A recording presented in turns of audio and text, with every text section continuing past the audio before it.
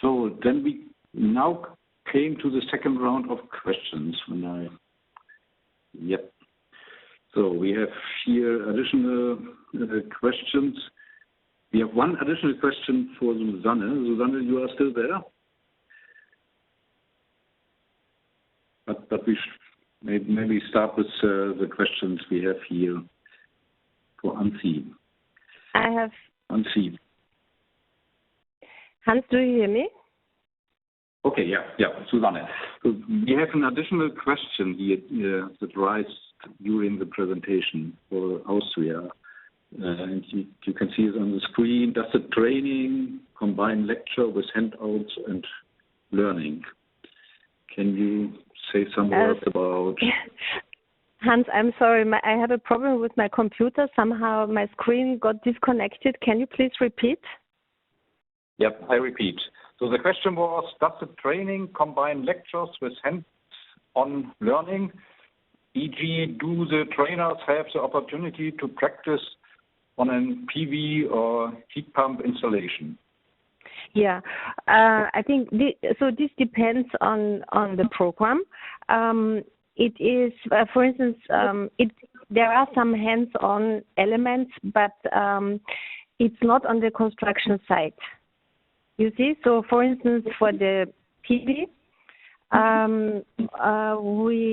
they teach about different mounting systems and which system you use in which, let's say, under which conditions. You know what you have to consider not to damage the roof, and you have the mounting systems in the lecture room, but you don't do it on the construction site. You see. So it's not that hands-on training that you go to the construction site, but you have some practical elements in the lecture room. Okay, that's good. Thank you. Then we have two questions to Ansi for Cyprus. First one is, has there been positive feedback and acceptance from trainees and the market? Ansi, can you say some about this question? Yes.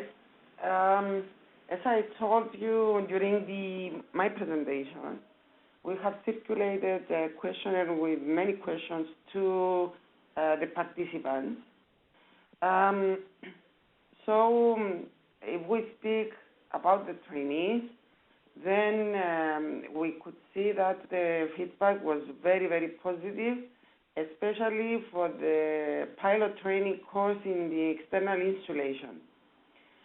As I explained, the pilot training course in the windows was not so successful because the companies train in-house about their materials.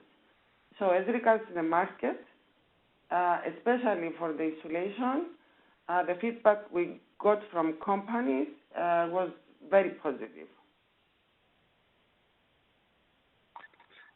Then there's a second question about what is the next step with this program we qualify. Is there a next step, or is there some ideas about continuation? Okay. I forgot to tell you that the Cyprus Productivity Center, which is the training provider, is the formal governmental department for vocational training and technical education. So especially for the two courses, the one course, the external installation, it will be continued by the Cyprus Productivity Center for the coming years.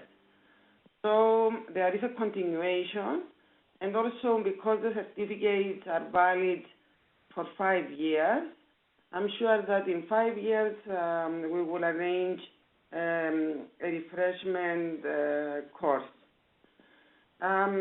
Something else is that the training for external installation was 33 hours, and 24 hours was theoretical training, classroom training, and 9 hours of hands-on training.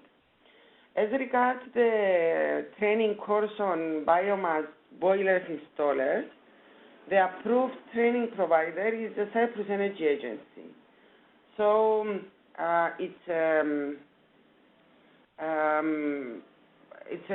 Cyprus Energy Agency is approved training provider for this course for the next 5 years.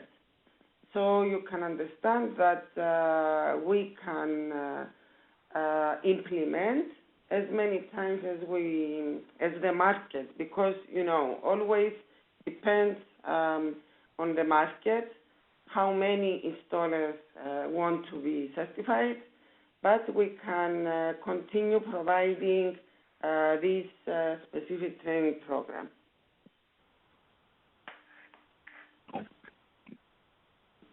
Okay, thank you. Then we have a question to Horia. Question is, did certain aspects or types of the certification prove more successful than others? Well, what kind of certification to select is a question that we still struggle with. Of course, there are pros and cons for each kind of certification. I understand that we are dealing with the certification of long-term programs, which are qualification programs, and certification of short courses, specialization, and if there is a national recognition or it's a market recognition. I think that the certification success is depending on the recognition, effective recognition. If some aspect like being a national, having a national certificate is not well known by the persons which are analyzing the dossier of a candidate, for example, to be employed, this is not relevant. This is not, or if there is no trust in the certificate, for example, because there are rumors that some training centers or some schools are not serious in giving the training, or the content is not fitting the market needs, this is affecting the trust. On the other side, if we have the path of recognition by the market, a certification which is not backed up by the national qualification system could lower the effective recognition. So I don't know how to answer in an effective way because I do not know the answer now, but what we are trying, for example, in Train to NZEB is to build our recognition together with the market, together with the big players, producers and contractors. And if we have their trust and the recognition in the Train to NZEB label, for example, I'm sure that we can go further and ask the authorities to recognize this, to endorse it. Okay, thank you for the clear explanation. So then we have a final question to all of the panelists. The question is, are you aware of a similar partnership of education paradigm from other countries? So how is your experience about learning from your experience in other member states? Who will start? Ansi?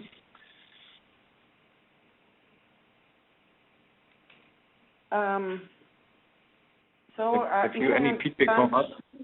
Yes, if I understand, the question correctly, the question is if there are other similar examples in other countries. Yes, there are, because the Build Up Skills program has been awarded to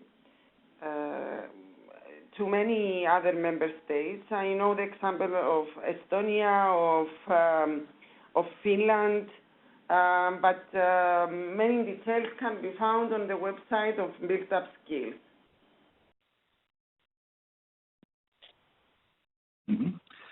Uria, you can add some information on that? About Romania. Yes, it's a concept that we not discovered and we not, invented. We adapted based on the consultation with the market, and we think it's one of the key to success in order to have qualification for the market, qualification for the building sector. And we proposed, I think, 3 partnerships signed at the end of the project. We had 11, and we had more intention to do it. And now, while we are developing the Building Knowledge Hub in Romania, in Trento NZEB, we are trying to build partnerships with the industry in order to have consistent training and useful training for the market.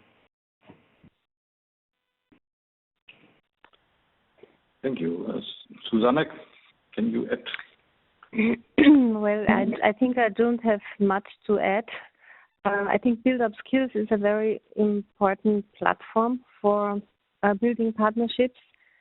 And as far as I know, I'm not directly involved, but as far as I know, AIT is involved in many international projects, and there are also specific projects on training and education. So there is of course the will to share and also the opportunity to share. Okay, thank you. Then I have a last question to all of you, all 3 of you.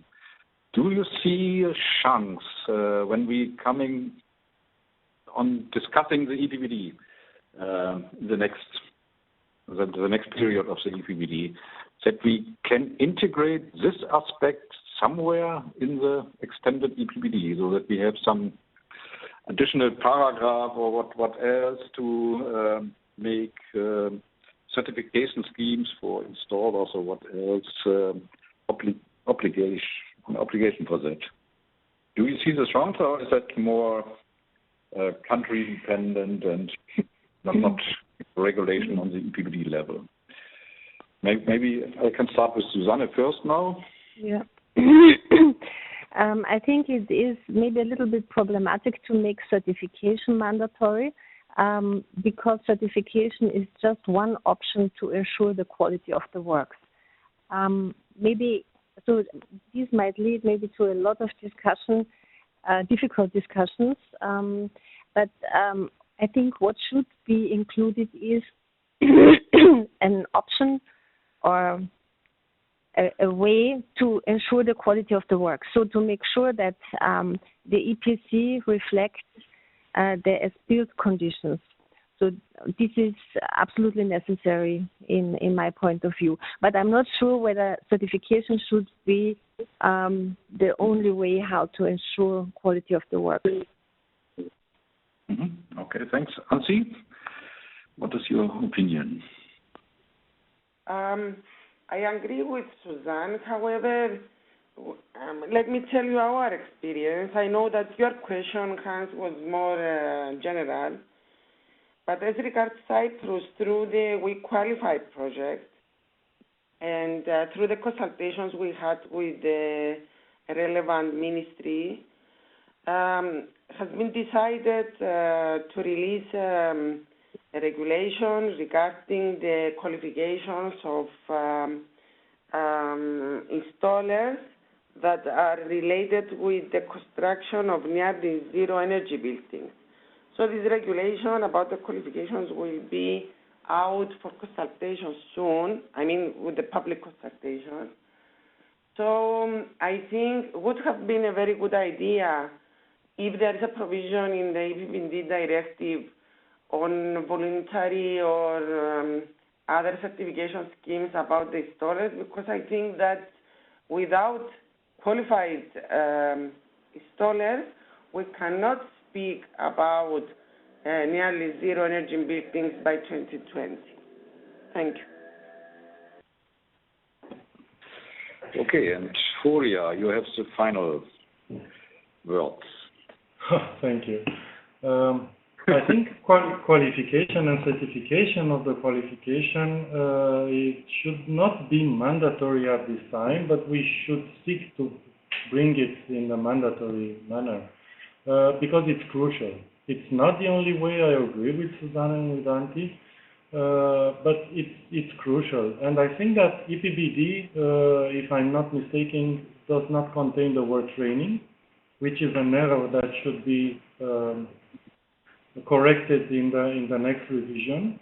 But more than that, the Energy Efficiency Directive, I remember, mentioned about qualification or training of installers. So this should be enforced, this should be underlined, and this should be developed in order to generate the critical mass of trained, recognized, if you want, certified specialists and personnel in order to enable each country to put minimum level of quality and of qualification in the tendering of the works. First of all, to give an example in spending public money, and then to generalize in other kinds of funding. Thank you. I just see he is coming up the last question from the panelists, from the participants. Sorry, Gundula Weber asked, I would also have a question. Are you aware on the update of the REST directive? Does anybody know more detailed? And does this fact has an impact on your work? Some of the panelists able to give feedback to this question?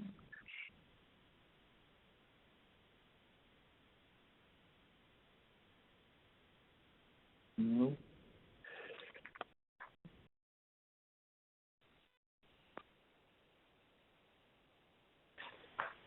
Not directly, it seems.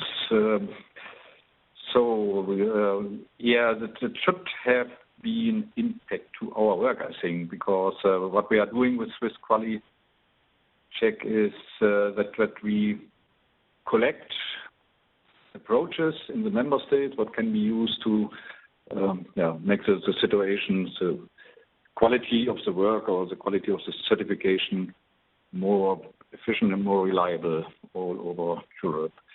And therefore, we also can use this information in the discussion when we have a discussion on an update of the REST directive. But I am not aware exactly about the dates, what happened there with the REST directive. Hans, Susanna, you have some?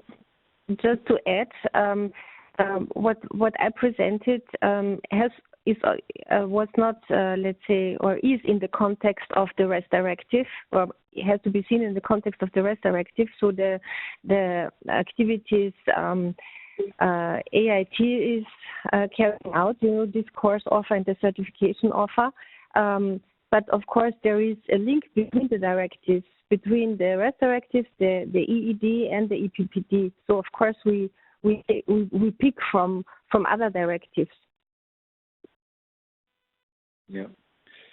From my perspective, I think we should discuss in the future in the EPBD more to concentrate on performance guarantees or something else. And if somebody has to install an installation and he has to guarantee performance, then he has to be sure that his installers are certified or more qualified to install. And I think that will be helpful for the future to push this qualification and certification schemes all over Europe. But yeah, let's see what's coming out in the discussion of the EPBD and the EED and the REST directive furthermore. So I think we are coming to the end of this webinar. It's very interesting to see the different activities around Europe to make the quality of the work better nearly zero energy building at least. And I would like to thank for listening first for the participants. And also I would like to thank the presenters to prepare this interesting presentation and to have the discussion and the answers in the discussion. And also I would like to thank the backup office to do all this work, that this kind of webinars are running so sufficient all the world. And I would like to welcome you and invite you to the next QUALICheCK webinar. And to my information, the next one will be in September, end of September, 28th of September, on cool roofs, in the contents of compliance and quality. And finally, I would like to invite you again to have a look on the website of QUALICheCK. And we appreciate very much if you give us some comments or some ideas about our source book, and maybe also some good examples of what we can include in them. So thank you very much, all of you, and see you at the next webinar. Bye.